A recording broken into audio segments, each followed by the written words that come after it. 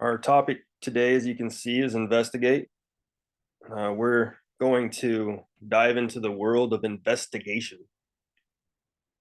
So, to investigate is to carry out research, it's to discover and examine facts. When we investigate, that's what we're trying to do. We're trying to gather facts, not theories, beliefs, or ideas. We can investigate anything at any given time, and investigation can go on and on from moment to moment. And for instance, when having a spiritual conversation with someone, we find that most of what we hear is based on beliefs or an experience that wasn't fully understood. This is common. And we who practice Gnosis, which we wish to go beyond beliefs, theories, and ideas. We aspire to know. We want to know, not just believe. And investigating oneself for any type of phenomena helps us know. It helps us gather the facts so that we can know. We want to gather the facts about ourselves with what we experience, whether in the body or out of the body. Another example is that it's common to find many people discussing lucid dreaming, astral projection, near-death experiences, and many other types of outer body experiences. Many people share these types of experiences of what they see. You can find people sharing them on many of the social media sites nowadays. On many of the social media sites, we also find individuals who call themselves gurus or masters. We find people who say they are awake and have many abilities. We find people who charge money to teach you how to have experiences. We find people who say they can tell you about your past lives. We find all kinds of people teaching things that do not help with the awakening of the consciousness. And there's a lot of confusion out there. Now, many of us do have experiences or have had experiences, and most of the time we find it difficult to interpret them, or we interpret them with our ego. And interpreting our experiences in the wrong way leads us to error. If we learn to investigate, we learn that not everything we experience in the internal world is as it seems. Most of the time, what we see relates to our ego, to what we have within, to our fear, anxiety, sadness, selfishness, anger, etc., etc. When we begin to investigate ourselves, we come to understand the truth that we are asleep, psychologically speaking. And because we are asleep, we live from moment to moment dreaming. While the physical body is awake, we daydream. We daydream about what we want or what we desire. Our desires are usually conjured up by the ego. And since we have ego, we mostly perceive illusions. We also dream while the physical body rests, and this means we are not awake within the inner world. Master Samael Vior, in many of his books and lectures, discussed these factors. He expressed the importance of awakening and to no longer dream.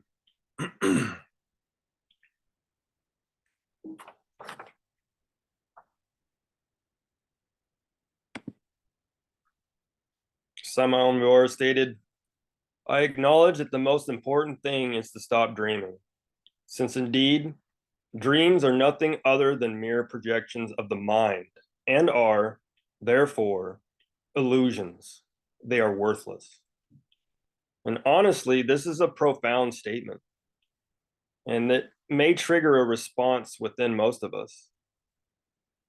Psychologically and spiritually speaking, most people think that they're awake and not asleep. Why?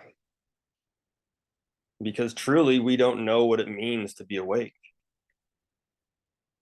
Samael continues. It is precisely the ego who projects dreams, and obviously those dreams are useless. So Master Samael speaks in his books about people who have had dreams or experiences within the astral world, where they experienced their spouse cheating on them and they thought it was real. And this is a great example because without first investigating the causes and effects, we find in his books that these people believed that their experiences were true. They thought that what they had seen and experienced was real, that their spouse was really doing that. And the mistaken individuals did not process or investigate their experiences, and instead, they reacted to what they thought was true. Hate and anger toward their spouse was the outcome of interpreting their experience in the wrong way. They made mistakes because they did not first investigate what they had experienced. They did not reflect, they didn't retrospect, meditate, and comprehend their experiences. If they had, they may have discovered their experience was an illusion of their own making. And this is just one example. Our experiences vary. We also may experience being attacked in our dreams, or some type of frightful event takes place. And perhaps what is attacking us may look like someone we know. And when we physically wake up, we feel very emotional. And our first thought is that so and so is a black magician. They tried to harm me. Or they're going to harm me. And this is our subjective reasoning. Our subjective reasoning, which is the reasoning of the ego, leads us astray. We literally lead ourselves astray. We confuse ourselves with our anger, with our fear, and our pride. Interpreting our experiences in the wrong way, eventually, it always leads to, well, not always, but in most cases, it foolishly leads us to acting on our subconscious experience without any concrete proof. We lash out at whoever it may have been that we thought was attacking us. And what are the results? It's suffering. We also may have experiences that we come to believe relate to a future event. And without investigating what we experienced, some people come to believe that they're a prophet. And they go around telling people about an experience and that it's a message from God. Maybe it is, but do you know for sure? When we utilize our subjective reasoning, we make mistakes. And the fact is, it's very difficult for us to perceive reality if we are psychologically asleep. And because we're asleep, we create errors. And we cause suffering for ourselves and for other people. But many of us think we are awake. And if we truly were 100% awake, there would be no confusion. We would know. We would have direct experience of truth, reality, and we would not be confused. But because we are asleep, we fool ourselves into believing that we are in fact awake, and we think that what we see is reality. It's true that we may experience, in some cases, we may experience attacks from black magicians, but in most cases, it is our own legion of eyes that are attacking us. Our egos look like many things. And if we have ego, if we have anger, lust, envy, etc., then we too can be labeled a black magician. And we have many demons within us that we created. We call them egos, psychological aggregates. And until we experience them, it will be difficult to understand what's being stated here. This is why Gnosis of ourselves is very important. First, we study the teachings so that we can learn how to do the work, and then we perform the work in order to experience what we've been learning. To study and learn intellectually is not enough. We need Gnosis. When we gain some Gnosis of ourselves, we begin to understand parts of ourselves, and that we have a legion of eyes that infest and inhabit our minds and all the different centers within us. And the eyes are different parts of ourselves that we've created through many different types of unconscious experiences.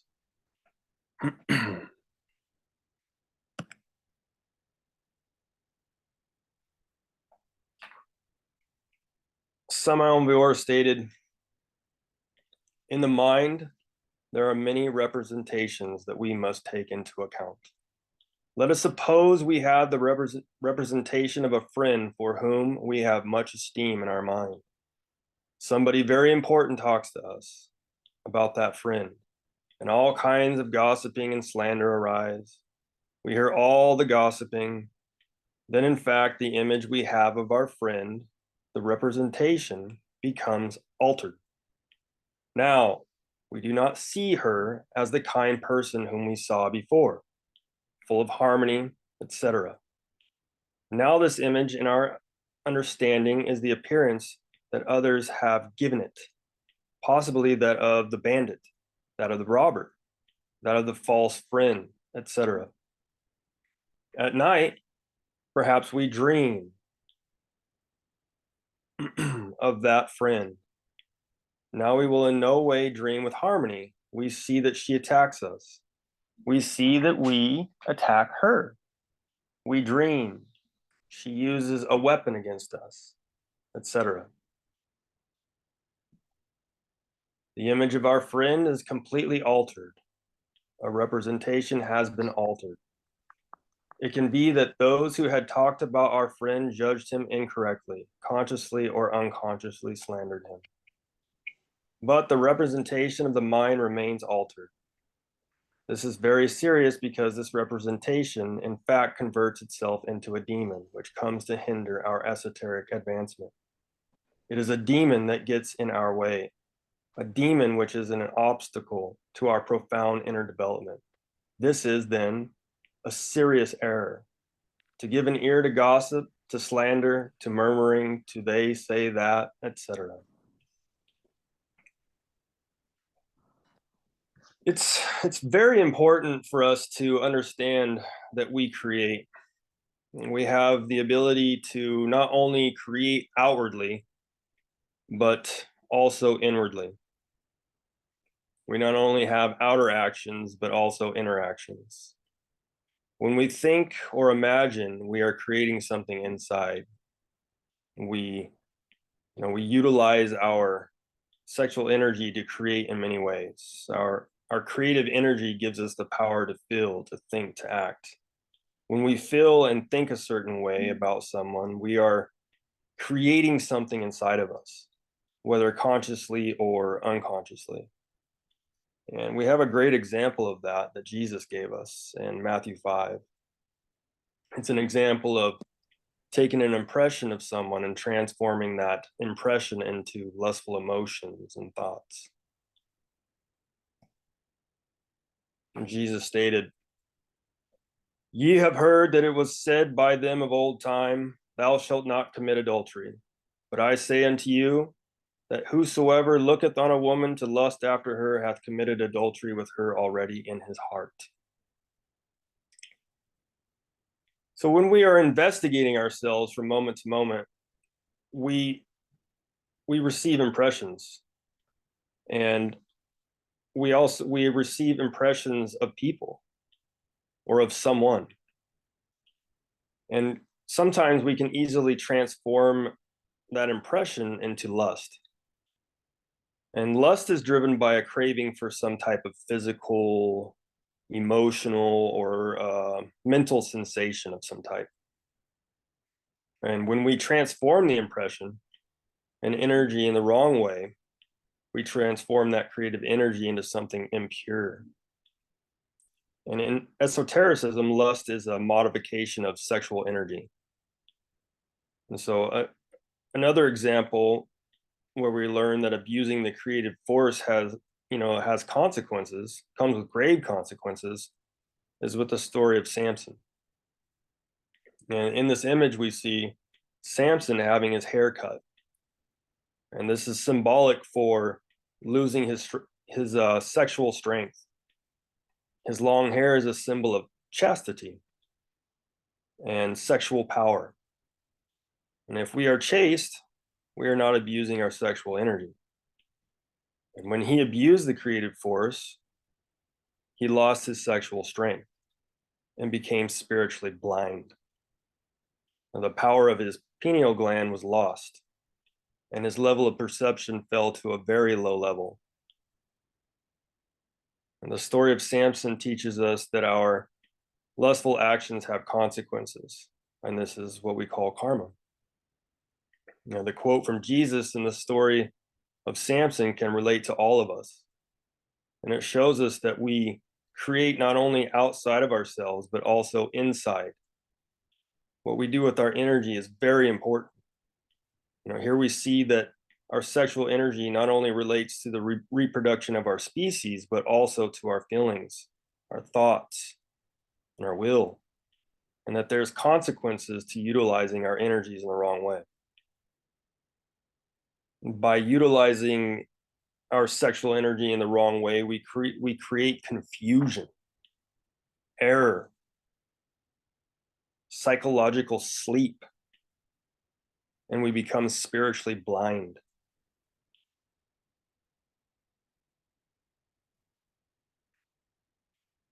Samael continues. Moreover, not only do our psychological aggregates constitute a burden that we carry inside, but so do the living representations of our psychological defects.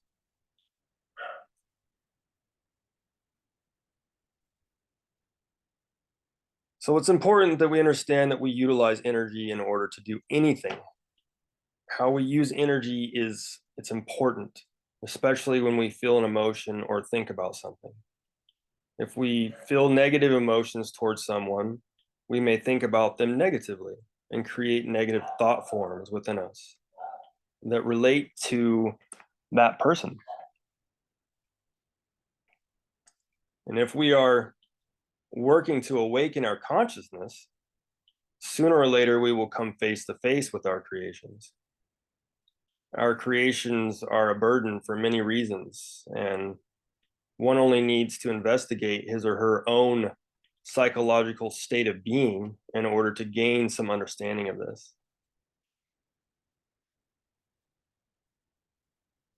Samael continues. Walkers of the path, for giving an ear to negative conversations, for being in huddles where only negative phrases can be heard, you usually deform many representations of understanding. And these, in the world of the mind, consist of real demons, which form and create obstacles or a series of impassable obstacles for the awakening of the consciousness. In this way, we can cite the case of many Gnostic students who, at night, usually have innumerable dreams of a negative type. Sometimes they dream they kill another person, etc. It is a most serious matter to carry such enemies inside of oneself and one's own mind. Obviously, the most recommendable thing for our negative representations is to appeal to the annular serpentine power to invoke Devi Kundalini Shakti, so she will destroy these negative representations. Most of us here know that we have a divine mother, and our divine mother has the power to reduce our defects to dust, but only after we've investigated and comprehended them. In order to comprehend them, we first need to become aware of them. We need to gather the facts, investigate. And then we need to meditate on what we've discovered.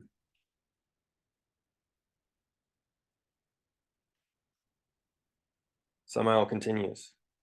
Unquestionably, we must not have such representations, negative or positive, within our minds. The mind should create certain serene attitudes that are at the disposition of the being. But for that to happen, we need the human personality to become passive. A passive personality is a receptive personality. It receives the messages that come from the higher parts of the being. So, what do we need in order for us to have a serene attitude? Where do we begin? Well, we can begin with ethics, with meditation. And through meditation and ethics, we discover what is harmful, what is disturbing our hearts and minds. We discover what needs to be renounced. And in this way, we come to know why we are not serene. We find that we have consumed too much garbage and that we are disconnected from reality. Through this process, we learn how to connect with our being and trust in its guidance. We have, for the most part, become dependent on our own reasoning, which in most cases is rooted in chaos and mass confusion. We learn that we built egotistical defense mechanisms, which in most cases are masks that we hide behind that relate to the ego and our lunar personality. In our present life, we created a personality. And the type of personality we built was created through our experiences during this life. The personality we created is a mask that we wear. Our personality, in most instances, is controlled by our ego, as we are now. And if we are doing the work, we are studying ourselves from moment to moment. And through self-observation, we discover how the ego utilizes the personality. You can see this when we're around certain people. We may observe that our personality changes without us being in control of the change. And this is really a great discovery because now we begin to understand what is happening to us.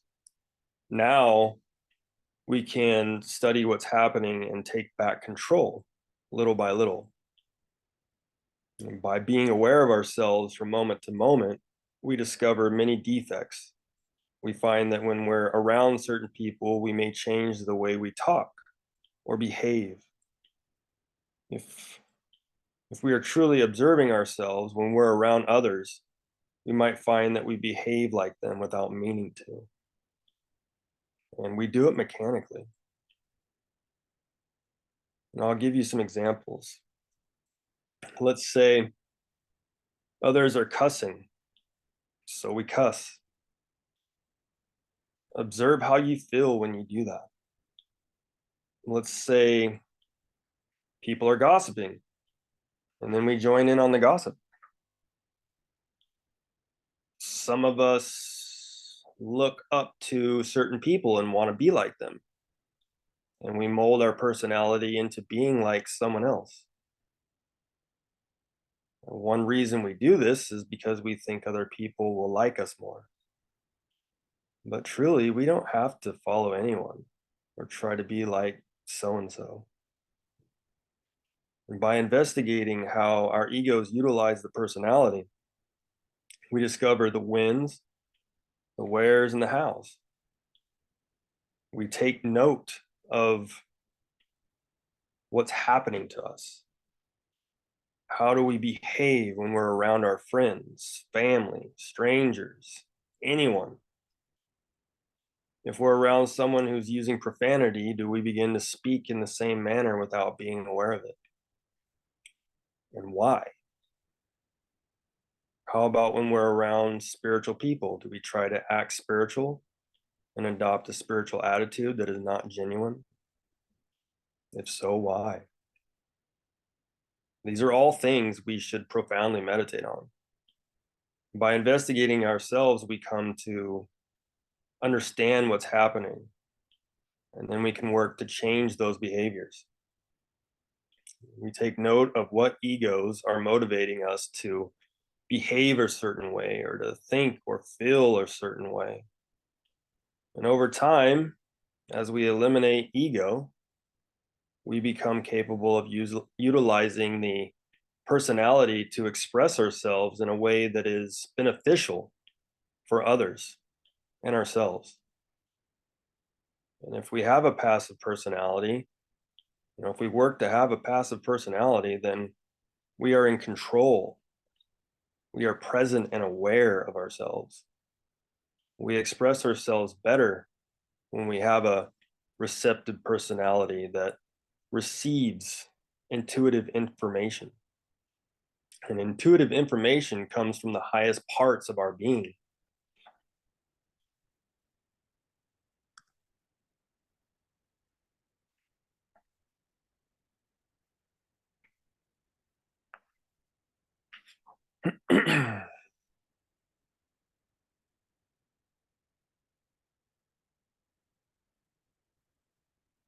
Unquestionably, Samael continues, unquestionably, such messages go through the higher centers of the being before entering the mind. This is the advantage of having a passive personality. The mind, disgracefully, is found to be totally controlled by very heavy elements, very difficult aggregates which are related to the world of 96 laws, also known as the region of Tartarus. The personality is active because it is controlled by aggregates of hate, pride, envy, and horrible lust. In real truth, we are nothing but miserable worms in the mud of the earth. If we achieve the elimination of such heavy psychological elements from our psyche, our human personality turns passive and the mind becomes receptive to the messages that descend from the highest parts of the being through the higher centers of our psyche. Now you comprehend, my friends, the necessity to eliminate those elements which are too heavy. With Devi Kundalini Shakti, in other words, the igneous serpent of our magical powers, we can, in fact, eliminate these heavy elements. It is a triumph because in this way, we can receive the direct messages that come from the highest parts of the being. Because of this, I say you must work on yourself. So in this quote, Samael mentions the world of 96 laws. We learn about this world in his books and many of his lectures that you can read on the Glorian website. But this world relates to part of our own inner hell, or whatever word you want to use. This is a complicated world and relates to our lust, cravings, and desires. And this world within us is very dense because we have been rebelling and committing crimes against others, ourselves, and most of all, divinity. And this world within us came into being by focusing our energies on frivolous activities relating to cravings, desires, and lust. And you can see this all over the world. We are all chasing our desires. Our cravings and desires, they cause many disturbances and all kinds of confusion.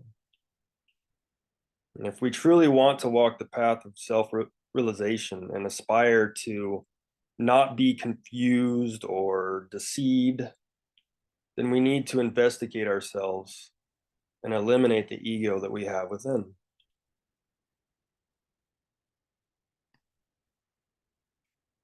Samael continues. A receptive mind should be created, a mind that never projects itself that is always receiving instead of projecting. Obviously, it would be good to accept positive or negative representations in the distinct depths of understanding. Such a mind would only bring the messages that come from the highest part of our fellow men. In so much as we continue giving food to the distinct representations of understanding, it will never be a prodigal mind, a progressive mind. In reality, truly, the mind is conditioned by time and by pain. Analyzing in this way, we will see that not only must we eliminate the undesirable psychological aggregates, but we also have a very difficult problem I see for inner illumination. And this is that we carry too many representations apart from all the inhuman psychological aggregates. If we carefully study the life of dreams, we will find so many vague and incoherent things in them, various subjective and imprecise aspects, so many absurd things, such poor events with no reality. The only motive for their incoherence must invite us to reflection. As a Gnostic, one must have clear concepts and lucid ideas, radical illumination with vagueness, without any kind of subjectivity. Disgracefully, the representations of the diverse aggregates we carry inside ourselves condition the consciousness in such a way that they keep it in the very disagreeable state of subconsciousness, even infraconsciousness. I invite you to reflection. I invite you to comprehend these indispensable things. Wow. Profound. When we behave egotistically, our mind it's not receptive, it's trapped. And when we're angry, prideful, or greedy, our minds are conditioned and are not capable of perceiving reality. When we are closed-minded, our mind is not receptive and ready to receive.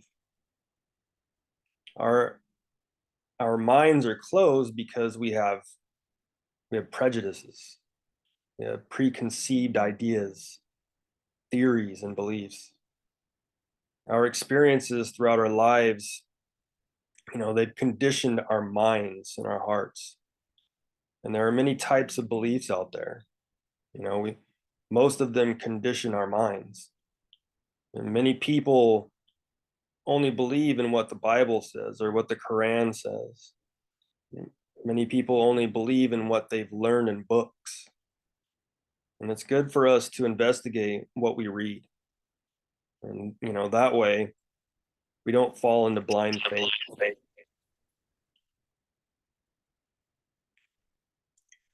How can we learn anything new if we already think we know it all? Belief in something, it's good, but it shouldn't end there. If we want our minds to be receptive and ready to receive, then we need to eliminate our conditioning. When we tell ourselves that we know it all, we are conditioning ourselves by lying to ourselves. When we think we know it all, we're just simply lying to ourselves because we don't.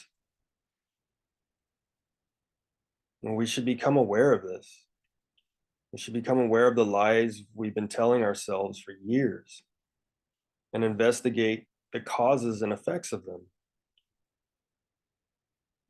And when we lie to ourselves, we lie in many ways. For instance, there are many individuals who feel or think that they are awake. We hear many people, especially on social media, on TV, who state that they are awake or that they're a master or some type of guru. When we investigate what they're saying or teaching, we find that in most cases, we find that they're confused. And we need to understand that if we dream or if we're confused by what we experience or if we're not chaste, then we need to understand that we are not consciously awake. We are psychologically unconscious. We are asleep. And when we come to this type of realization, that we're psychologically asleep, then there's only one logical thing to do, and that's to wake up, right? And we need to wake up. And the way we wake up is by doing the work of the revolution of the consciousness. And what comes to mind is the three factors: death, birth, and sacrifice. We need psychological death. We need to eliminate our psychological aggregates, vices, and errors. And eventually, we need the birth of the solar bodies, because we need solar emotion, and we need a solar mind, and we need a solar body of will. But most important aspect of those two is the death of the ego. But without the solar bodies, we remain trapped in subjective reasoning, and we're more easily confused and disconnected from divinity. We want to perceive objectively, not subjectively. From time to time, we may experience objective reasoning without them, but it's much more difficult. And when we are calm, alert, aware, and ready to receive, we may perceive objectively. When we're caught up in ego, we're not perceiving objectively. We may experience objective reasoning while self-remembering, while self-observing, during meditation, when our mind is calm and serene. And in those states of being, we are ready to receive. And it makes it easier for us to perceive the reality of our circumstances, whatever we're facing. But most of the time, we're trapped in subjective reasoning, because our ego, it's very dense. And in most instances, we cannot see through our own illusions. Sacrifice relates to sacrifice for humanity. We sacrifice our egotistical will and learn how to perform the will of our being. And what we need to understand is this: we will remain in confusion as long as we have the ego alive within us. We will continue to perceive illusion, Maya, if we do not eliminate our ego. As long as our ego is influencing our thoughts, emotions, and impulses, we will continue to perceive subjectively, which keeps us from truth, from reality. Samael continues. We as a whole must be being. We must have things that are not of the being. Why must we have things that are not of the being in our mind? I do not see why we must carry intruders in it. I have comprehended that only the being must be in the mind. That is all. But as long as that temple is full of strange elements, things, games, huge cabinets of representations and aggregates, it can be said that there exists a deep sleep in the consciousness. This is unconsciousness. A man is known by his dreams, said Plato in one of his books. The day we stop dreaming, the cockroaches we carry in our brain turn into fire. All those absurd incoherencies do not exist. All those morbid, vague, imprecise, tasteless, insubstantial, and odorless states do not have any kind of existence. Joyful is the day in which we stop dreaming, the day in which we no longer dream. When a person dreams no more, he has triumphed.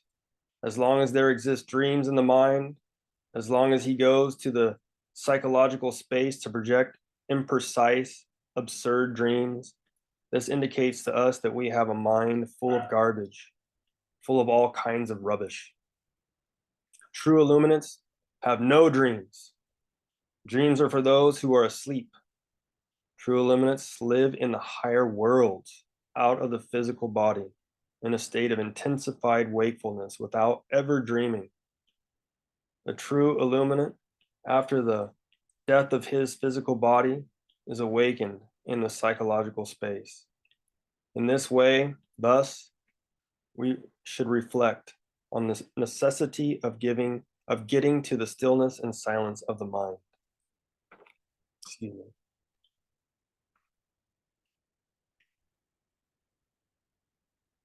So, when we meditate, when we observe ourselves, we experience what's in our mind.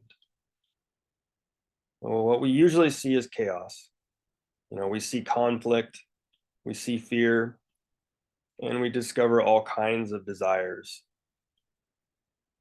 We're just being tossed from one area to the next. And when we dream, we come face to face with them. And if we are dreamers, we need to understand, we need to comprehend that we are asleep. We are not awake or woke like so many people think. Let what Master Samael stated here on the screen motivate you to one day no longer dream. Imagine entering into the higher worlds at will in a state of intensified wakefulness without dreaming, and not every once in a while or a few times here and there, but every time, naturally. And try not to let that become a desire, but something to aspire for. The fact is, if we still dream, then we are not masters. We are not awakened people. We are not perceiving reality. We are trapped in many different illusions of our own making. And when our physical body rests, our psychological state can connect us with a certain place. And within that place, we project out what we have within. Or better said, we perceive what we have within, and most of the time, the place we find ourselves in is what we call the abyss. And we have our own inner abyss, a place where our psychological aggregates reside. And when we are capable of investigating ourselves within the internal worlds, we discover that we are in different regions related to our subconsciousness. We may find ourselves in those places. And what we see are different parts of ourselves, our own creations, trapped and conditioned. And earlier we mentioned that we have a legion of eyes. Well, the word legion doesn't mean one or two or three. It means many, very many. And legion, it means a vast host of people or things. Our legion consists of many different things. And we experience different parts of it when we dream. And we also experience our legion throughout the day. We may not see them, but we can feel their desires and hear them in our minds. And if we observe ourselves, we will discover this. And when investigating any part of our legion, it's important that we learn how to be brave. We are brave enough, if we're brave enough to face ourselves in the physical world, if we learn to be brave while present in the physical world, then eventually we will be brave enough to face ourselves in the internal world. Samael stated that within us are many inhabitants, cities, worlds. And Samael Samael also stated, inside of us live many people, many ghosts of ourselves, many eyes. Every one of those eyes is a complete person in itself. That is to say, within a human body live many persons. The I hate lives there, the I love, the I envy, the I'm jealous, the I have lust, etc., etc., etc.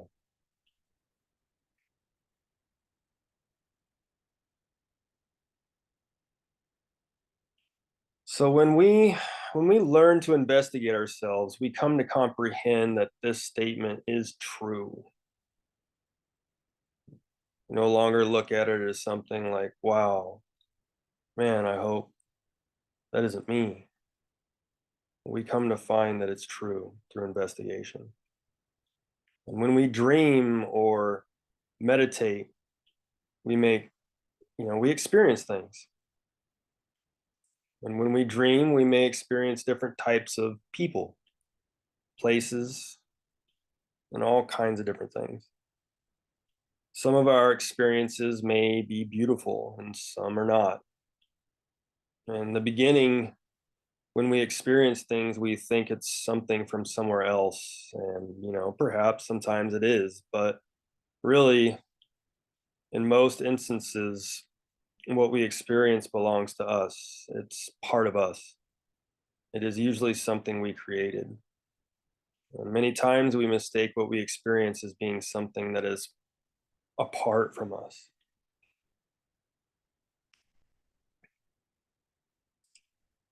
Samael continues, it is clear that the subconsciousness always projects not only houses, buildings, or things of the sort, to be clear.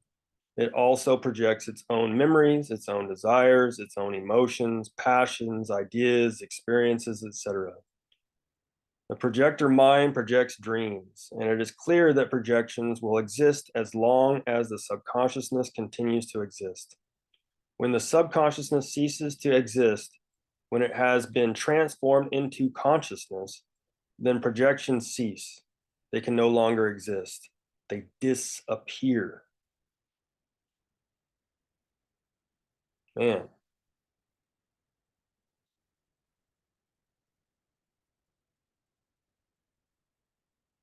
I'll give you an example. For instance, many of us can recall a time where we watched a scary movie and then went to sleep, shortly after watching it.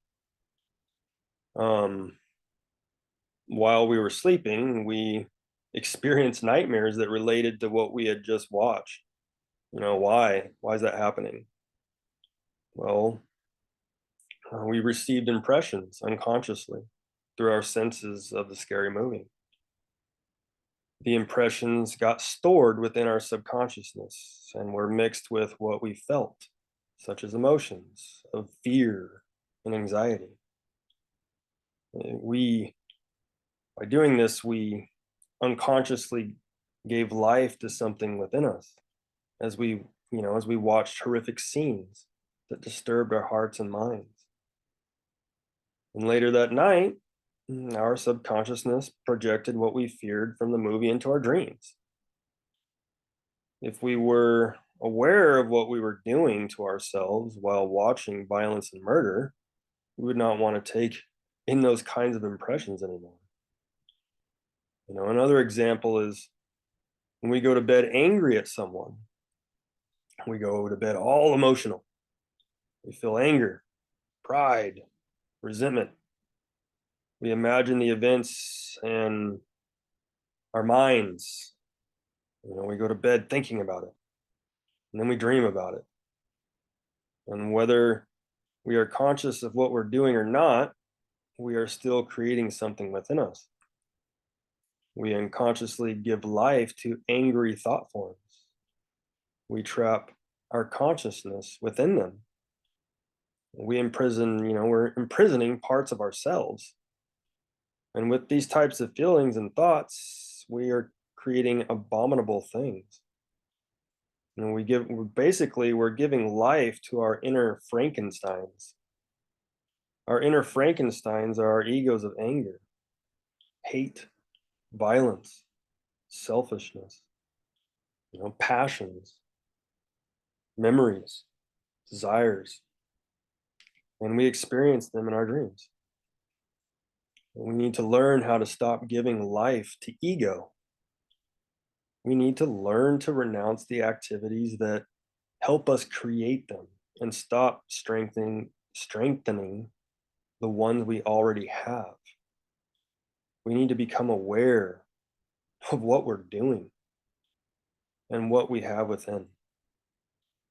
And if we're not aware of the types of things that we have within us, then it's going to be difficult for us to comprehend what we're doing to ourselves. It will be difficult for us to understand why we suffer. And this is one of the many issues we as a humanity face. And we're unaware of the causes of our suffering. We don't see it. We think it's coming from somewhere else. But we can talk all day about the ego and energy and consciousness and still not comprehend what any of it means. We need to experience, and that is what Gnosis is all about. When we experience a little bit of what we're discussing today, we will begin to comprehend that we are the source of our own pain. And most of what we see in our dreams or during our conscious astral projections relates with what we have within ourselves. We are asleep. We who are asleep project dreams, and what we see needs to be investigated. Somebody else stated, the roots of pain are in the ego. And when the ego is terminated, all that remains in us is beauty. That beauty transforms itself into that which is called love and happiness. When the mind reaches these heights, it is calm, in silence. It is no longer a mind that projects itself. It is no longer a mind that reacts just because of anything. It receives the messages that come from above, from the superior parts of the being. It is a mind full of plenitude. What we need at this present time is to stop our mental laziness and work very hard on ourselves. Gosh, so true. Our ego, we can say, it's our dark side. It is our darkness, vices and errors that we've created, through many existences. But most of us don't remember our past lives, and all we have to do is take a look at this one. What we've created in this life, what we've been through. It is, our darkness is our own sinning shadow. In the beginning, we come to understand this intellectually. We read the books, and we take a look at ourselves, and we understand that we have anger, we have greed, we have lust, we have pride. It's easy to recall times that we've acted selfishly or lost our temper. We can remember times when we felt rage or lust. But if we haven't meditated on any of these types of things, then it'll be difficult for us to fully comprehend what the ego is. This is why investigating our impulses, our emotions, and thoughts is so important. It's important for us to comprehend why we suffer. It's important for us to know through conscious experience what we have within ourselves. Investigating ourselves helps us become aware of why we feel, a certain way, and why we think a certain way, and why am I acting a certain way. The likelihood of falling into states of ignorance, they lessen as we work to be more aware of ourselves and the more we get to know ourselves. Through Gnosis, we learn that we have a mind that projects itself, and our dream experiences give us an opportunity for self-study. But a lot of what we seek, it can be quite confusing. Our egos live in our inner worlds of illusion. The ego we have causes, it's confusion, you know. So we can say really we've confused ourselves by creating a false sense of self. For instance, and I'm using this example again because it's very important. And it's very common nowadays to find, people who claim many incredible things. And we find many people who boast of being a master or a bodhisattva. And we need to be honest with ourselves. We're not masters. We're not awakened bodhisattvas. We're not special. Someone who is fully awake does not project dreams, does not fantasize about anything. When an awakened one perceives consciously, perceives reality. They can perceive other dimensions at his or her level. Someone who is an awakened one perceives the internal worlds fully awake. They see within all the different levels of nature awake. They have psychological purity, and they are not confused or stuck in subjective reasoning. To believe, we are something that we are not is to be trapped in a deep illusion. And if we really were self-realized, we would not need to believe, and we would not be confused. During the great work, especially early on, or from time to time, as we earn it, our being may give us moments of clarity and experiences that are beautiful. And these experiences, they help us. They motivate us to keep working. They may show us where we are in the work, and they help us to stay dedicated to the path. But there are also times when we are tested, ordeals comes to mind. There are also times when we become conscious within the internal worlds on our own, without help, so to speak. But we shouldn't feel or think that we are special because of this, or believe that things we see are the concrete reality. Most of what we perceive relates to our psychological well-being. Our internal affects the external and vice versa. Right? Hermes stated, as above, so below, as within, so without. And then Samael said that the exterior is a reflection of the interior. But we can also state that what we experience externally affects us internally. What we experience outside of us in the physical world, the impressions we take in, our experiences with people, places, and things throughout our life has affected us internally as well. Everything affects everything. So it's important that we investigate ourselves, what we experience externally and internally. But how do we investigate? Well, we went over a little bit of it. Throughout the day, we observe ourselves. We observe our impulses, emotions, and thoughts. We investigate what's motivating us to do any given thing. We also can investigate things we see around us and the places we find ourselves in. Master Samael Vior gave us, an important practice that you see on the screen here. And we can perform this whenever we remember to do so. It's called the key of soul. In order to perform this exercise, we need to have awareness. We need to utilize our consciousness from moment to moment, to observe.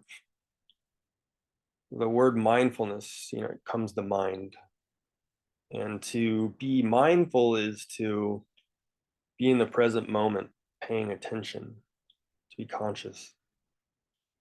And when we perform the key of SOL, we are doing that. We are paying attention. We are utilizing our consciousness to observe and concentrate on one thing at a time. The S stands for subject. And what is the subject?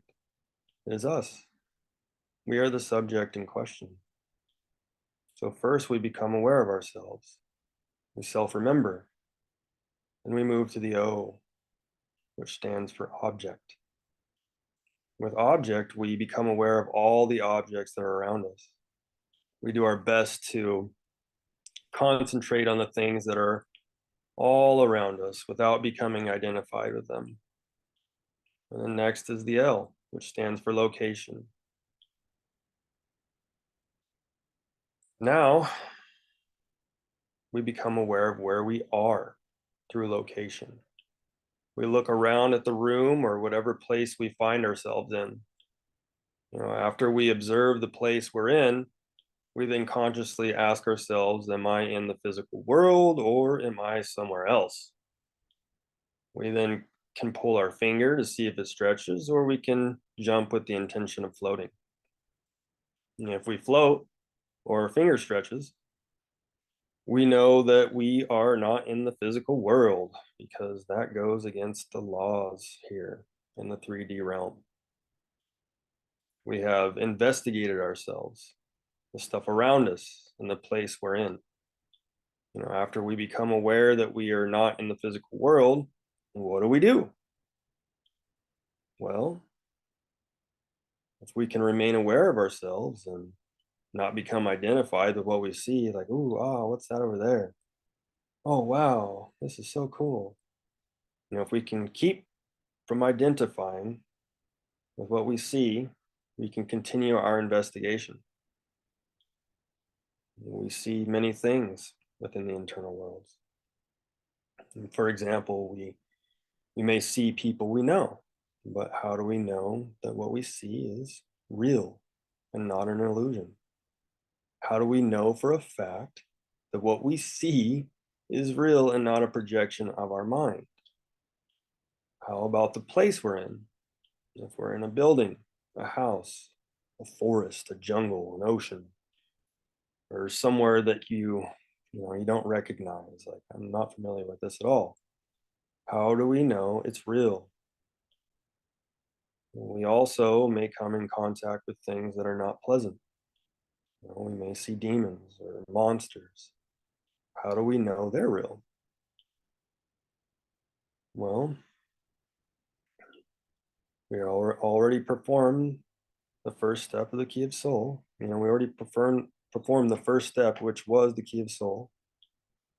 And we became aware that we are in fact not in the physical world. But now we need to know if what we're seeing is real and not a projection of our mind. And this can be difficult. And for some of us, it might not be difficult, it might be more simple. But truly, because we have ego and because we are not awake, it's not so simple. So let's go over some ways we can help ourselves. Samael Bior expresses the importance of learning how to become conscious within the internal worlds and how to astral project, which he describes in many of his books. And right now, we're not discussing the importance of astral projection, which is very important. Right now, our topic is investigation. If we learn how to astral project consciously, then it will be easier for us to enter into the astral world ready to explore and investigate. But many of us are not able to do that yet. So perhaps we've been able to, astral project a few times, but are not capable of coming out of our body at will. In any case, it's important that we continue our efforts, but right now we're talking about becoming aware of ourselves within the internal worlds. We're already there.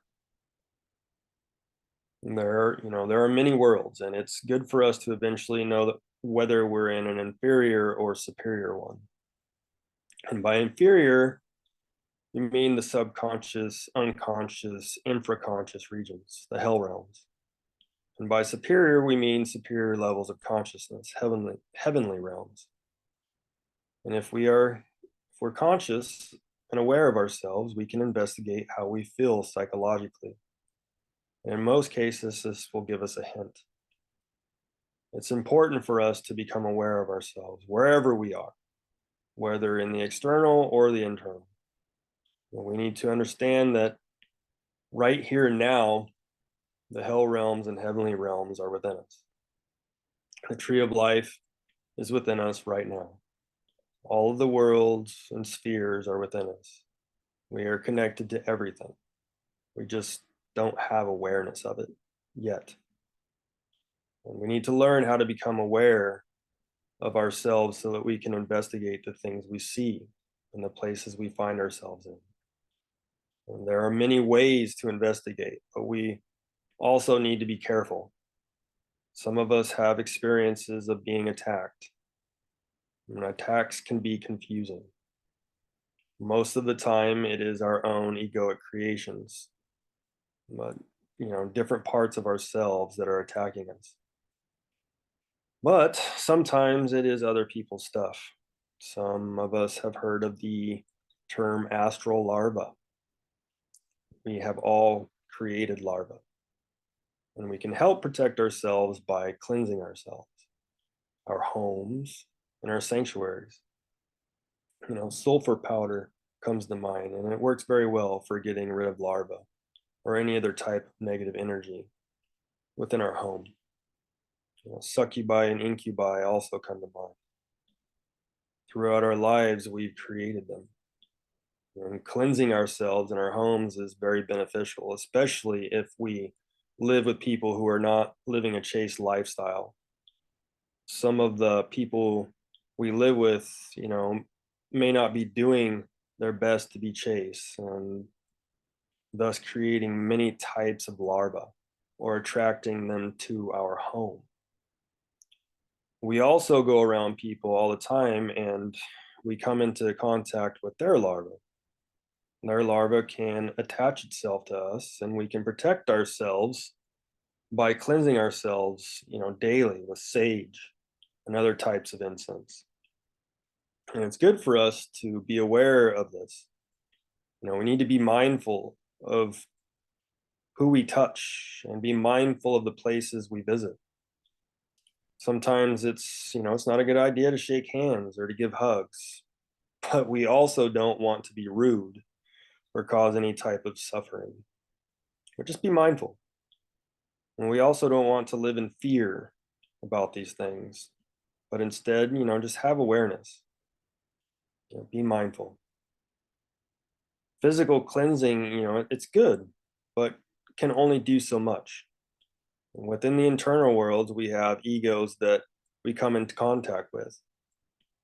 And cleansing our homes helps with reducing our chances of being attacked by astral parasites, but within the internal worlds, we still experience our ego. We experience our egos of lust, pride, and anger. And most of our creations, they're not very pretty and may resemble things we would never suspect. It's difficult for us to understand what we have within us. And even when we experience them, for the first time, we may not want to believe it. We see a monster in our dream and automatically think it's just a dream, or it's something that has nothing to do with us, or we understand it's part of us and we go into the denial about it. We know it, but we don't want to know it. Sometimes we want to admit to ourselves that we have these types of things, so we just don't want to admit it. Samael states, the psychic aggregates in themselves constitute the darkness that we carry within. Within us are monsters that we ourselves have created and that correspond to frightening and terrible states of consciousness. That's another wow statement. When you first read that might really be a shocker. But our thoughts and feelings, they might vary when we read this quote, but we really don't need to allow ourselves to be overcome with fear or to fall into despair when reading this. Most of what we experience internally does relate to this quote, though, especially when we experience nightmares or being attacked in our dreams.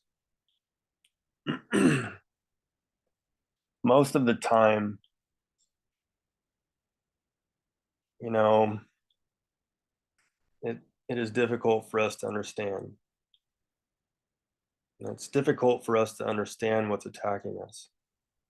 But if we investigate our experiences, we may come to understand what was bothering us. And most of the time, it's something we created, our own ego.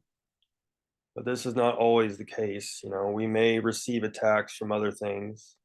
We may discover this, when we sleep in the same room with someone else, or if we're in a house full of other people. But, when we live a chaste lifestyle, we are denying energy to the ego. We are taking the energy back. And if we are working to eliminate our egos of lust, then the egos of lust are not getting their usual lustful nourishment. And our transmuted energy, it can also attract parasites. And there are many ways we may experience, attacks internally and externally. I'll give you an example. When we are in our own inner worlds of illusion, dreaming, we may have a dream about someone that looks like someone we know, and they may try to harm us. But this doesn't mean it's really them. Likewise, if we are consciously outside of our body, we may also see something that resembles someone we know. But what we see may or may not be part of that person. That is why investigating what we see is important. We need to know and not just believe or assume. But sometimes, we may not know right away, and that's okay. Our investigation may also lead to discovering that what we've seen relates to our ego, and that's, in most cases, that's what it is. It may be a projection of our own mind. And there are many factors that really, honestly, that come into play, and we don't want to just assume that this is what it is without investigating. Awareness of ourselves is truly fundamental when investigating. I can't say that enough. Awareness. Investigating what we see in the moment is only possible if we are conscious and aware. In the beginning, it's challenging to be aware of ourselves, but by practicing, constant self-observation, we get better at it. This is why we teach to self-observe. Do this all the time. We get better and better at it. And if we observe ourselves and our surroundings while our physical body is awake, we will eventually do the same when our physical body rests. And one of the best investigating techniques is self-observation. Self-observation helps us study ourselves and our defects. Excuse me.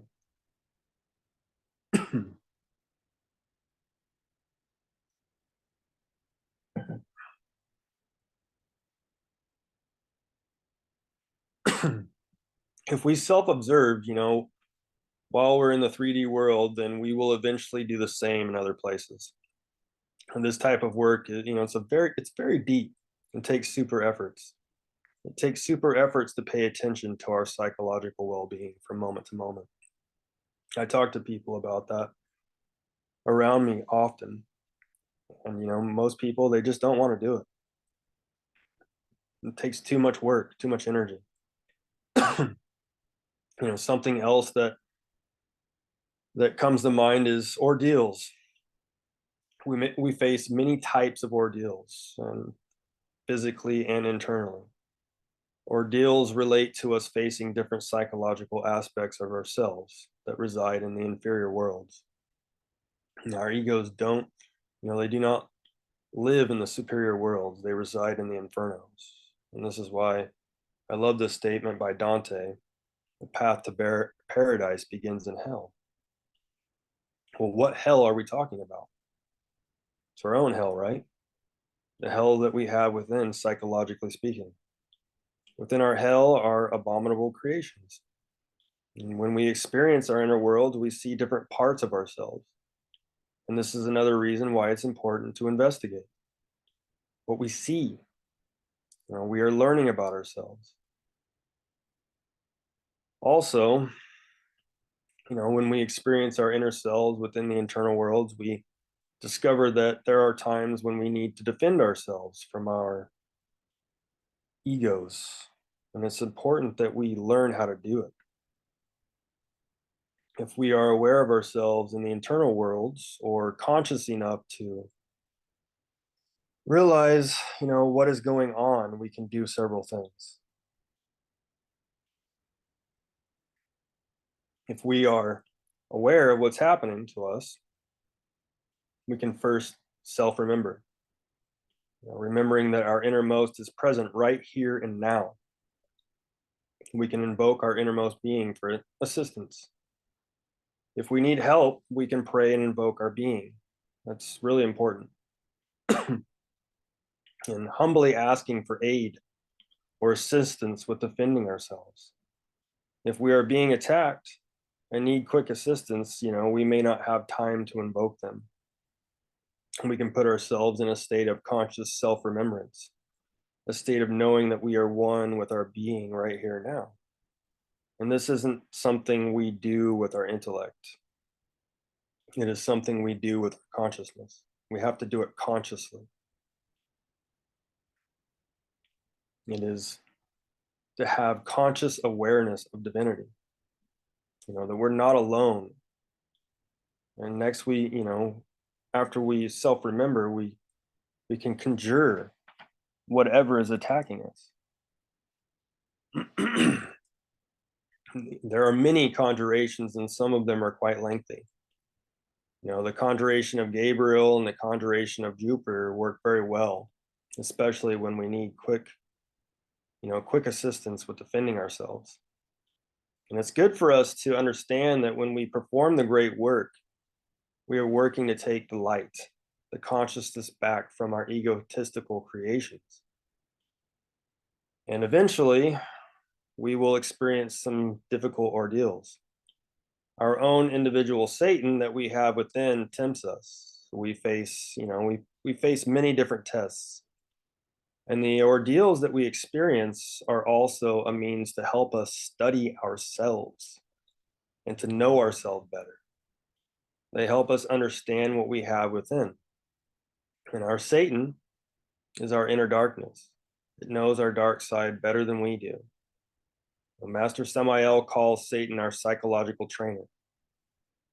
And our psychological trainer helps us to know ourselves much better than we ever could.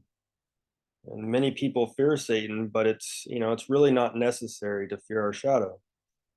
And obviously this is easier, it's a lot easier said than done. If we grew up in life being very afraid of this character, then we're going to have some work to do. A good example of this, that we can use is when the Buddha faced Mara and triumphed, or when Jesus faced Satan in the desert. They didn't respond with fear or hate. And if you haven't studied either one of those examples, it would really benefit you to do so. We can help defend ourselves with conjurations and invocations. We can also invoke the help of a master or an angel. The Gnostic prayer book is a very important book to have. And within it, there are many different types of prayers that we can memorize that will help us defend ourselves.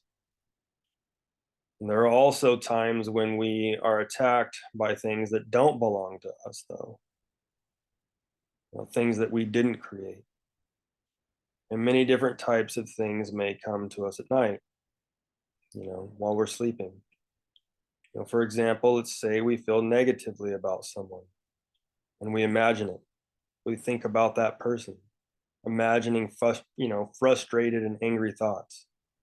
And when we do this, we create something. It is our creation. This thing we've created may attack the person. We may unconsciously project this thing. And what I'm describing is what we call thought form creations. If we are angry while thinking about someone, then we may create angry thought forms. And while we think about that person, we may unconsciously send the thought form creation to them. M stated in his book, The Lord God of Truth Within, "Where your mind is placed, there you will be. Our thoughts towards such are tinged with the ideals which we form in our minds about them. In our ignorance, our unguarded thoughts sometimes place into their atmosphere qualities and powers which reflect our feelings. We must remember that thoughts are things." Now, this quote, it reminds me of an experience I had that I'll share with you guys. I had taken some of my family camping way up in the mountains to a very, very beautiful place. And there was a beautiful lake, beautiful trees. We were surrounded by such beauty. It was just awesome. And the weather was wonderful, and there were many animals that were pretty tame. Like there's chipmunks and birds that would come and eat out of your hands. It was just absolutely incredible. And it was truly magical. And everyone seemed to be happy for the first few days.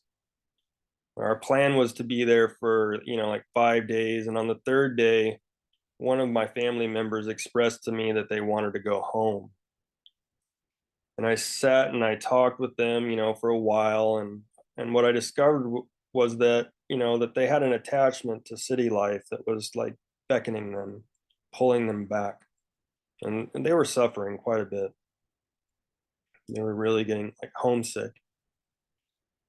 And I expressed that, we're far away and I can't afford to make several trips, you know, just can't afford it. We're going to stay here for the full 5 days and let's try to have a good time. And my family member became very irritated with me. They were they were not they were pretty frustrated towards me because I wouldn't help them out, get them back. And you could feel their anger and their frustration. And later that night, I stayed up a little later than everyone and I sat by the fire, enjoying the heat and looking into the flames. And fire is just marvelous to stare into. And I was reflecting on the conversation, hoping they would be okay, praying for them. And then I went to bed. And when I went to bed, I was meditating and I got between vigil and asleep, and I could sense that something, came into my tent. And in that instant, I was attacked super fast. Something, was holding me down, and I could see, it and I could see one another. It was on top of me, and I recognized who it was. And I called them by name, and in that instant, their lunar astral form, it looked at me really surprised. Like, what? Just that moment of like, whoa. And it looked really confused. And then it turned and floated out of my tent. And, and it went back to that sleeping person, a sleeping physical person. And this person, they didn't consciously attack me, but because they were angry with me and went to sleep that way, they unconsciously sent part of themselves to attack me. M continues. Many of the younger magicians in their circles try to experiment. They play tricks upon and annoy people whom they hear well spoken about.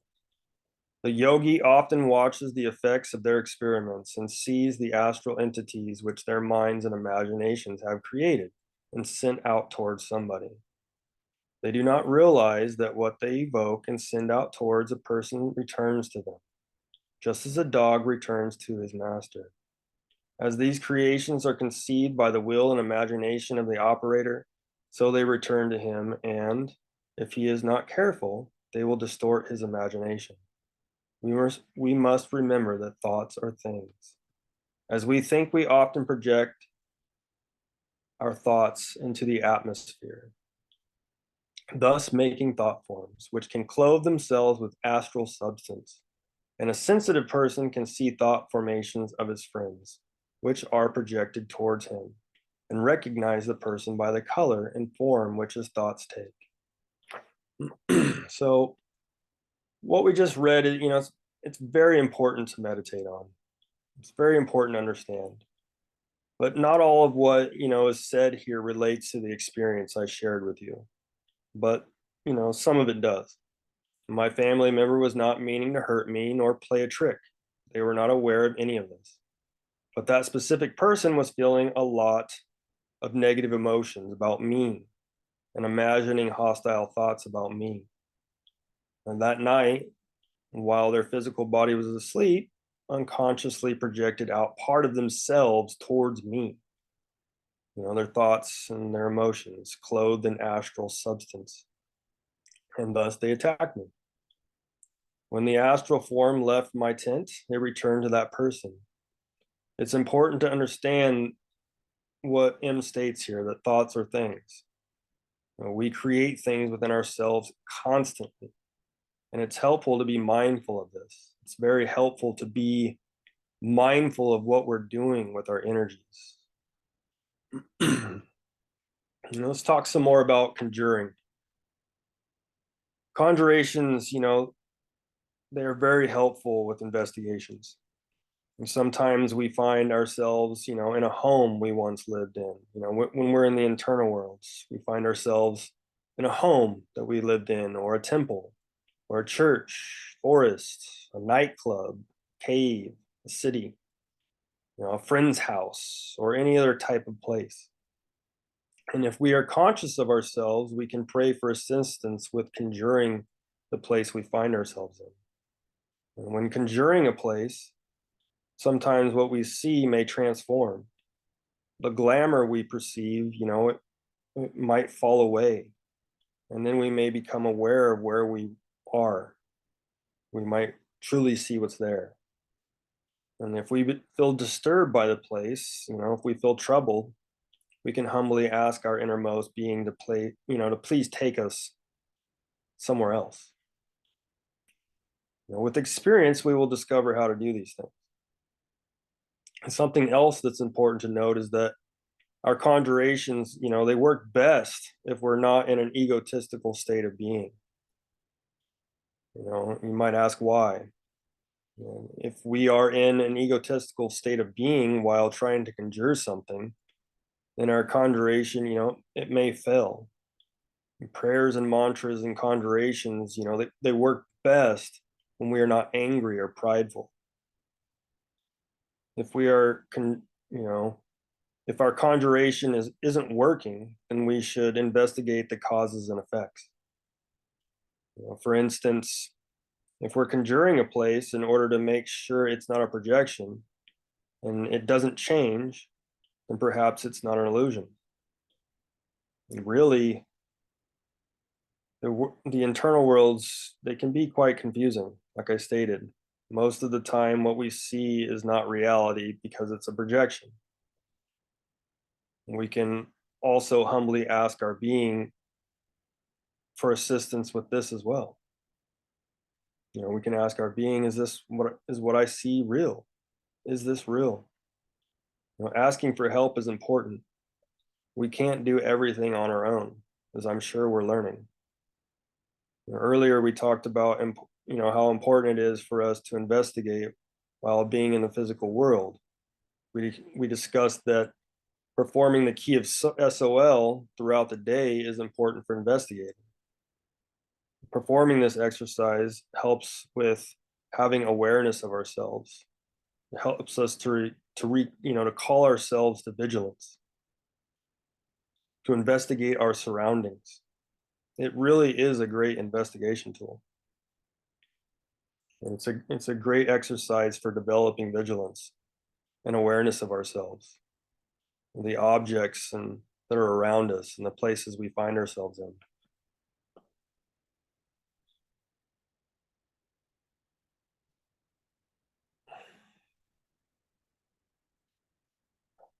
Master Samael expresses the importance of living alert and vigilant like a watchman in the time of war. And this is another profound statement. Most of us have not been to war, and when we subjectively try to understand this statement, we may fall short. If we try to understand it consciously, objectively, we come to comprehend that we are in the midst of a great war here and now. We discover that from moment to moment, we face different parts of ourselves, different desires, different egos that constantly demand our attention. We come to find that we have a war going on within ourselves. We find that we are at war with our subjective elements when walking this path. When we observe our inner battles, our conflicting desires, we are self-observing, being alert and vigilant like a watchman at a time of war. We are investigating our thoughts, our emotions. And if we are truly working and doing our best to study ourselves and comprehend our psychological defects, then we are gathering facts, data, learning all about our inner conflicts. Conflict, no matter how small, is a battle of some type. And if we feel resistance, if we find ourselves feeling resistance towards something, whether outside or inside, we are in a battle. A war is not only external, it is also internal. Like we said earlier, Hermes Trismegistus stated, as within, so without. On one level, this means that our internal well-being affects our external life. Everything affects everything. We can also safely state that the external also affects the internal. Impressions we take in, things we learn and experience. So now let's discuss some other ways that we can investigate. We've already been talking about it a little bit. It's been mentioned several times, which is meditation. Meditation is fundamental for investigating. Cannot express that enough. If we have an experience and we wish to investigate it further, then meditation is key to discovering the truth. It really is. I really cannot express how important meditation is. Most of us, maybe not everyone here, maybe a few of us, maybe none of us, but I found that some people try to avoid meditation. And I always ask them why. Some people find it difficult. But why is it difficult? And that's usually because our minds, they're in chaos. But we need to understand why our minds are chaotic. And it's usually because of what we've been putting into them. And we need to understand that everything affects everything. What we listen to, what we watch, what we read, what we think about, what we tell ourselves, how we treat ourselves and others disturbs our minds. Can. And disturbances in the mind are like, they're like storms. They're like a hurricane that's within us.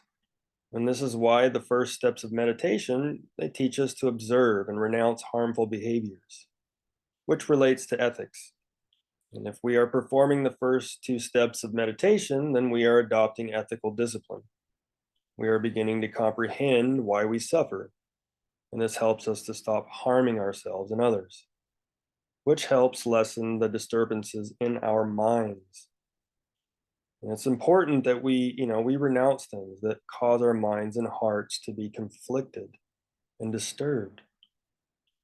When we meditate, whether we know it or not, we're performing an investigation. And we are looking within ourselves. We are gathering facts.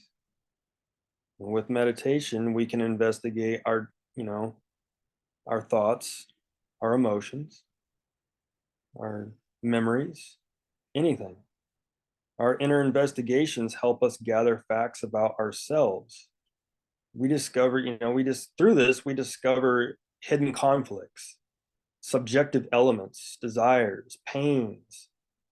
And all of these are important discoveries because they help us see what we need to work on and what is keeping us from the stillness and silence of the mind.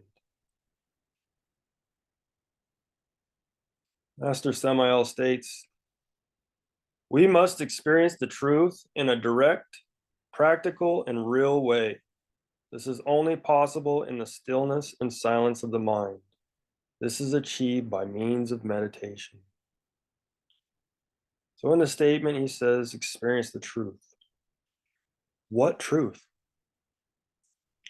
Well, the truth about ourselves, right?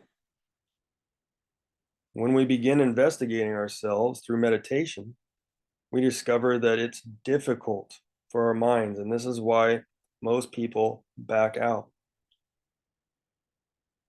They think that they're supposed to be able to do it right away without realizing that you first have to comprehend why you can't do it in the first place. And this type of investigation, it helps us discover some of the causes. Meditation helps us find the disturbances within our minds. And this discovery helps us comprehend that the conflicts we have in our minds are preventing us from experiencing peace. And this also helps us understand what we need to change about ourselves. Meditation helps us shine a light on what is preventing us from serenity. It leads us to discovery.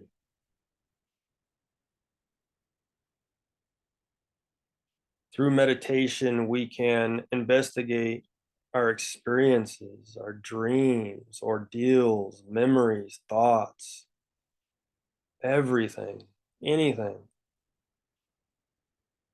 Many of us have had astral experiences, and most of the time we don't fully understand them. Sometimes we believe we fully understand our experience, but really we may only understand an aspect of it, just a certain percentage. And Gnosis is about knowing the facts. There are times when we understand part of our experience, but not the whole thing. So meditation is really important to further our exploration. Meditation helps us to explore ourselves. It's common for us to understand some of the experience, but most of the time we don't comprehend it fully. And sometimes there's a lot of symbolism to an experience. The places we're in or the things we see can be symbolic, and this is why it's necessary to study Kabbalah. And that brings us to our next investigation technique. Kabbalah, studying Kabbalah, having a basic understanding will help us with our investigations as well. So when we use the technique of investigation through meditation, if we don't know anything about Kabbalah, then it can be really difficult for us to understand some of our experiences. Because sometimes we see numbers, shapes, elements, darkness, light, mountains, people, a rising or setting sun, and all kinds of places and things. Symbols that are telling us something. Someone with no knowledge of Kabbalah sees these things and has no idea what they mean. Studying Kabbalah, it helps us understand the laws of our consciousness. It helps us with investigating ourselves. And some of us, may have had a profound experience or more than one. And because we have ego, we may believe that we are, we're special because of what we experienced. But remember, it's our ego that wants to feel special or to be special. It's really important to understand. Our experience may vary in many different ways, but fundamentally, our being is trying to teach us something about ourselves. And truthfully, we should not feel special. And this relates to pride. Humility is what we need. We should transform our pride into humility, feeling humble about our experiences. We should be thankful that our being is helping us. And this is another reason why we should meditate on our dreams, our experiences, whether we believe we fully understand them or not. Because there are many levels to everything we perceive. And without meditating on them, we only understand the surface level of what we experienced. When we meditate, we dive deeper into our experience. We extract information from it. And that information helps us with understanding and comprehending it further. Now, we can also investigate our experiences by utilizing the tarot, and tarot and Kabbalah work well together. They go together. And utilizing the tarot can be very helpful with our investigations. The tarot, it's an ancient sacred method of acquiring information that helps us with spiritual insight. We utilize the tarot by asking our being to help us gain some understanding of what we're investigating. And sometimes the answer that we receive may still be confusing. It may take further investigation through meditation. It may also be that we're not ready to understand. There are many things that we experience and do not come to comprehend for days, months, and even years. And Master Samael teaches us to take patience and multiply it by infinity, which is infinite patience, right? It's important that we learn to be patient with ourselves. Utilizing the tarot in the right way will help point us in the right direction. But in most cases, meditation further investigation is needed because you receive the answer and then at our level, we start jumbling it around with our reasoning and trying to connect the dots. But sometimes that confuses us more. So meditation really is important. And we can meditate on the answer and investigate it further. The tarot represents the laws of everything. It can be used to understand anything, especially ourselves. And if you're not familiar with the tarot, I recommend that you get the Tarot and Kabbalah book by Samael Bior. And you can get a tarot deck from the Glorian website, which, because many of the other tarot decks that are being sold have been distorted and would only help you become even more confused about your experience or whatever you're trying to investigate. Something else that will help us is the development of our intuition. Intuition is information and understanding that comes from the highest parts of our being. Developing our intuition helps us reason objectively. It helps us perceive the truth without having to think about it.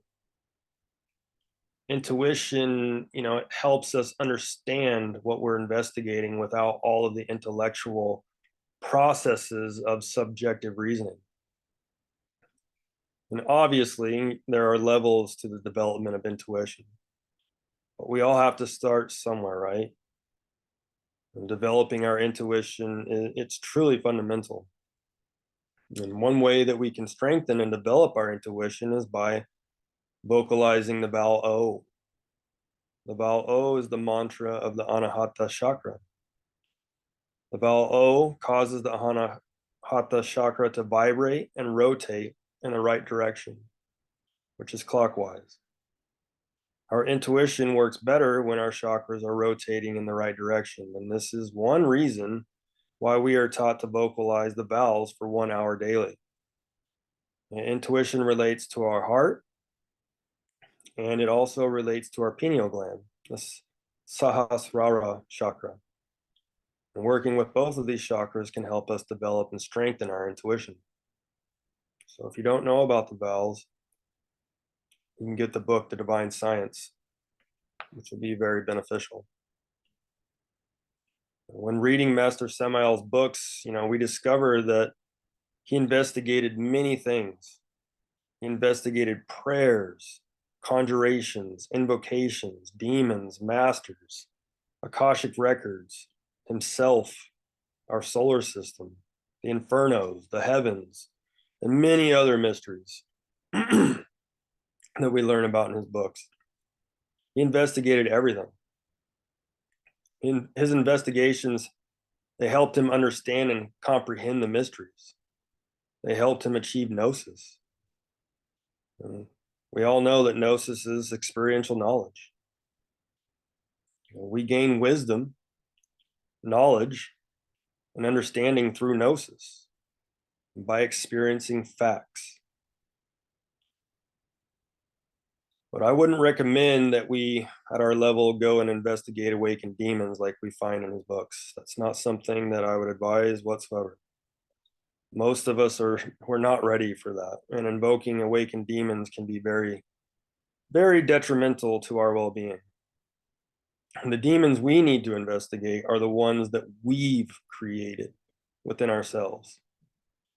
And what's fundamental is to comprehend ourselves, achieving gnosis of ourselves, to raise our level of being.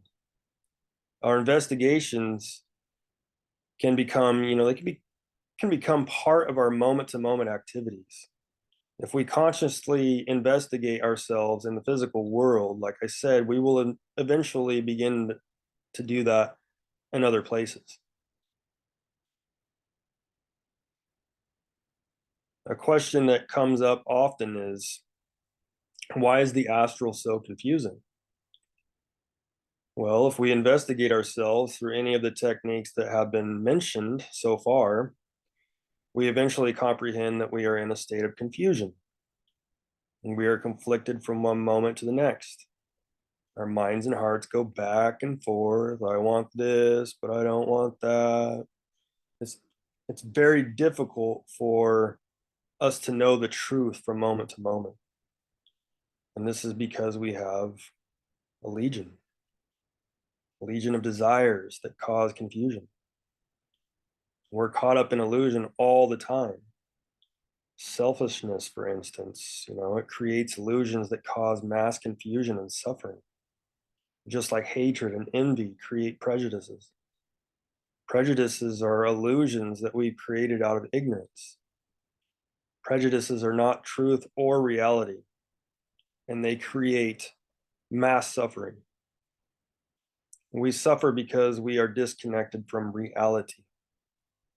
We have separated ourselves from truth, what is real. And this separation from what is real makes it very difficult to see through our illusions. And this relates to our lies, our beliefs, our theories, our desires. Putting it simply, we've disturbed our minds and hearts. And the disturbances relate with how we perceive the astral. If we want the internal worlds to become less confusing, then we need to investigate and comprehend our egos. The more ego we comprehend, the more we raise our level of understanding, our level of perception. When we comprehend what is false, we come to comprehend what is true. M stated in his book, The Lord God of Truth Within, "It is quite difficult to explain how you are taught truth by the falsity of phenomena."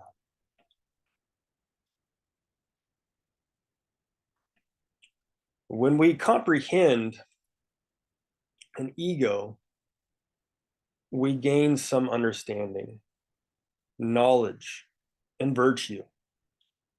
The more we comprehend, the more we understand, and the more we raise our level of perception inside and out. Our perception of reality increases and our confusion lessens. We become less confused about internal or external phenomena. What do I mean by this?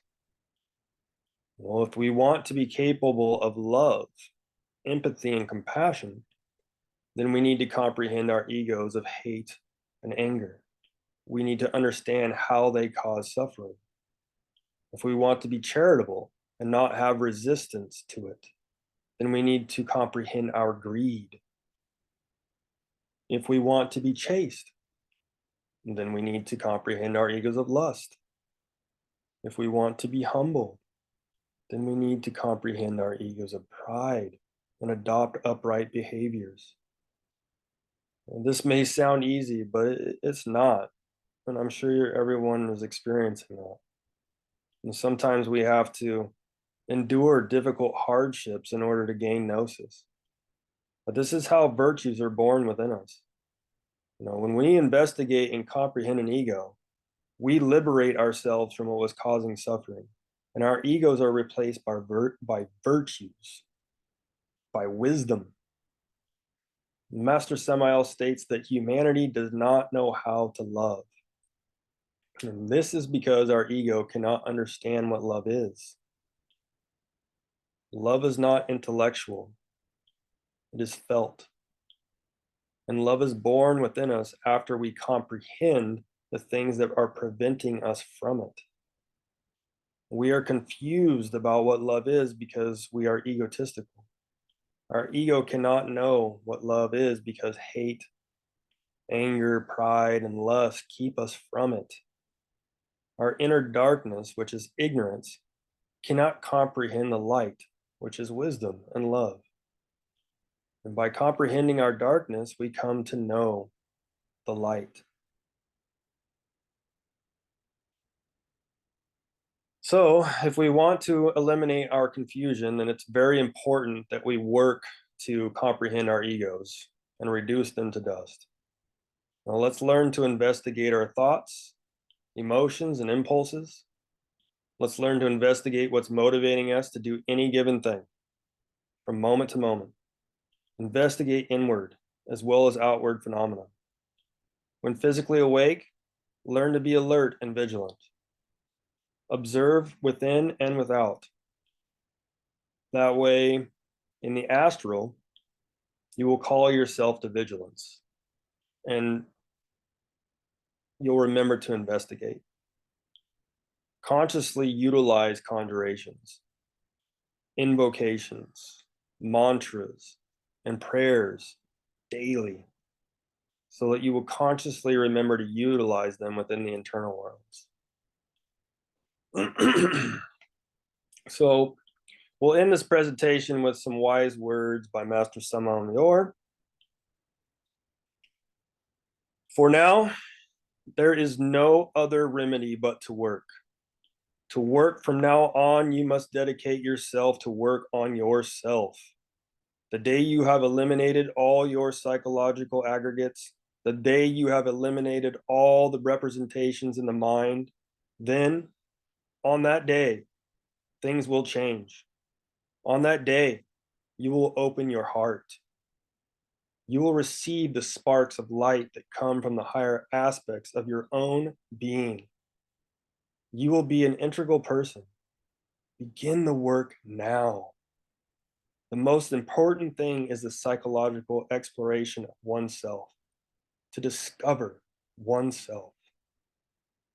In all self-discovery, there also exists self-revelation. When one admits that one has a particular individual psychology, one begins to observe one's own errors. When one discovers one has an error, one must try to comprehend it profoundly in all the levels of the mind. When one has comprehended the error, then one can reduce it to cosmic dust with help from the igneous serpent of our magical powers. I am referring to Devi Kundalini, Shakti, which unfolds and develops in the spinal column. First search for the kingdom of God, and everything else will be added unto you.